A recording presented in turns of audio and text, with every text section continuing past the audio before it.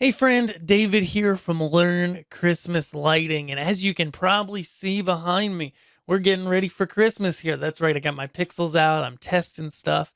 And I had a really interesting question come through the other day via email that I thought I'd answer here.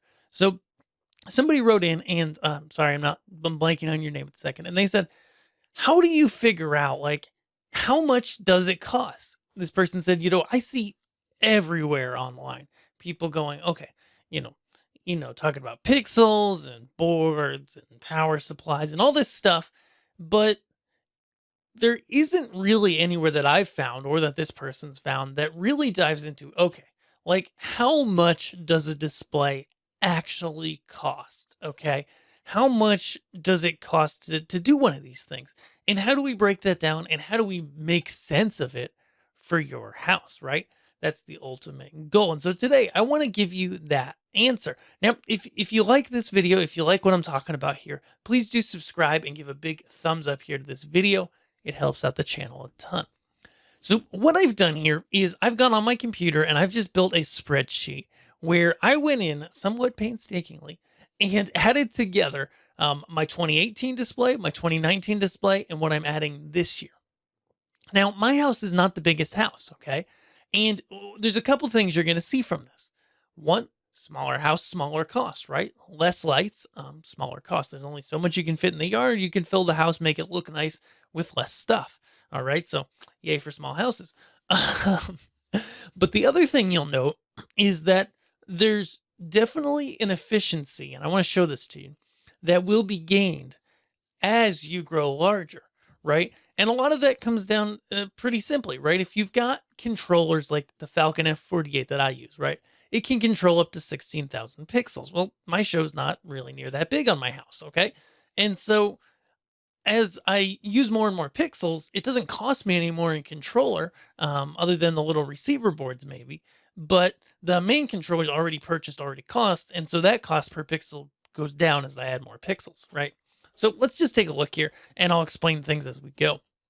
So in 2018, this was the first year I did a personal display in my house. Previous to that, I had done pixel stuff already in the stage lighting world, but not on my house. So this was the cost. Literally, I came back later and looked at all my receipts, looked at everything I had, PVC pipes and Harbor Freight, cable glands. Like literally, I went through my Amazon history, everything I bought. Okay, including the Advatech Pixelite controller that I used. I didn't use a Falcon for the first year, and I still have the Pixelite mounted in my house. I use it for part of the display. It keeps it simpler. But regardless, hopefully that's not too loud. That's the pixels testing and the power supply coming on. All in all, I didn't have to buy a computer, but I bought everything else. And it was about 400 pixels, and my cost per pixel was $1.34. It was actually technically, I think it was $3.82, but close enough, right? So it's $1.34. So you can see from this, like for a small display with a small controller that's not being brought to the max, it cost me more than $1 per pixel. Now, that's a good place to stop actually and discuss that. The dollar per pixel figure is one that I see thrown around by people a lot. And it's a pretty accurate representation when you think about all the stuff you've got to buy. And for an average show, that's a target that you can hit if you're doing it on the cheap side. Of course, there's always ways to do things more expensively, right? But if you do a lot of the things yourself, you make your controller boxes, stuff like that, you're able to get within that number. And one other caveat is this is for a residential Christmas light display. Okay, this is for home use. If you are doing something commercially, it's going to be considerably more expensive. You're going to want to use UL listed pixels and controllers. And truth be told, that cost is just a good bit higher than what we're doing in the homes. Also, 2018, I was able to buy my pixels cheaper than they are today a little bit. Okay, so do note that. Because now we have the 30% tariff right now in America on anything from China. That's been in effect since last year, and it's 30%. It's a third added cost, right? Whereas before, I think it was much lower. So fast forward to 2019. Can we say years? 2019. I went ahead, added what I bought in 2018, added the new pixels I bought, the snowflakes, whatever other stuff, and my total cost per pixel fell to $1.12. So we're getting closer to that dollar point, 1600 total pixels. Then I just now went ahead and I misspelled that right there. My personal 2020 editions, and we had a new baby this year. I'm not adding a lot of stuff, but I'm adding around 800 pixels. Okay. So I bought those from RGB Man. They're great. I'm testing the back half of those right now. I already tested the first half of them, or more than half of them, and they're all great. They burn for multiple hours. No bad pixels. I was happy with them. And I got my wire and receiver boards that I need from Wired Watts. I'm getting some piece stakes from Wizards of Wires once they're back in stock. I got some modular matrix panels from Bosco Studios, and I've left a line in for miscellaneous here because I know there's a couple things I haven't bought, like the Harbor Freight boxes, stuff like that. Okay. And so now I'm actually at the point finally where I've broken below that dollar per pixel. But I know a lot of you guys out there, you guys might have a larger house.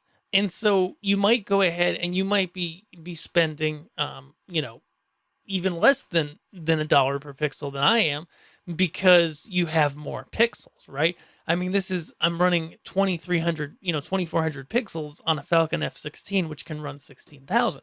Okay. And I have the Pixelite too, actually, which can run an additional, probably actually this whole display if I got really creative and did a lot of power injection in longer runs. But why? I like reliable. So that's the general gist of how much these things cost, how much pixel lights on your house cost. Factor $1, okay? But there's a number of factors, and then you say, okay, so $1 per pixel, how does that actually translate to my house? And this is where things can get a little bit more complicated.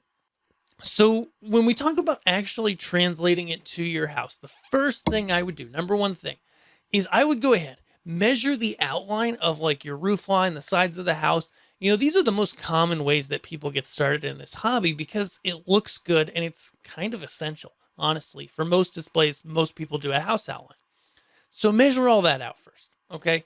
If people are fairly close to your house, I like 2-inch spacing on anything decently low. The roof line, you could probably go 3-inch spacing. So now, if you know how many feet the outline and the roof line of your house is, and you say 3-inch on the roof line, 2-inch on everything else, maybe 2-inch everywhere, maybe 3-inch everywhere. At my house, people on the sidewalk are probably 30 feet from the house. They're pretty close, right? They're not super close, but they're pretty close. And because of that, I went 2-inch, okay? Honestly, if I did it again, I'd probably do 3-inch. If your house is further away from the viewing point, do 4-inch, seriously. Because if you think about it, 2-inch versus 4-inch is like half the cost, literally. It's not going to be quite that when we factor in power supplies and cabling and stuff like that, but you're in that ballpark, right? And so how many pixels you need is kind of that second half of the equation if you're talking about how much is this going to cost me. And that's not something I can completely answer for you, but I would say start with that house outline. That's a great place to start. And then think about other places. Say, well, maybe I would want a grid, what we call a matrix of pixels. Maybe I would want one of those in this location. Go measure it. Say, okay, it's 4 foot by 8 foot. I just use that number because it's easy. Right? So 4 foot by 8 foot, that's a bunch of pixels. Let's do some math here. So say we're at 4 foot and we're doing pixels every inch for our matrix, okay? So that's now 48, and then 8 is 96, right? So it's a 48 by 96. So if we multiply that out, that's a 4,000 pixel deal, okay? So by time, especially with matrices, again, this isn't a perfect science, and I'm just talking through how you figure this out. With something like a matrix, it's going to cost you less because there's less cabling. You're going to buy maybe one from Gilbert Engineering or Bosco Studios. I've bought Bosco in the past. They've been great to me, but Gilbert's great too.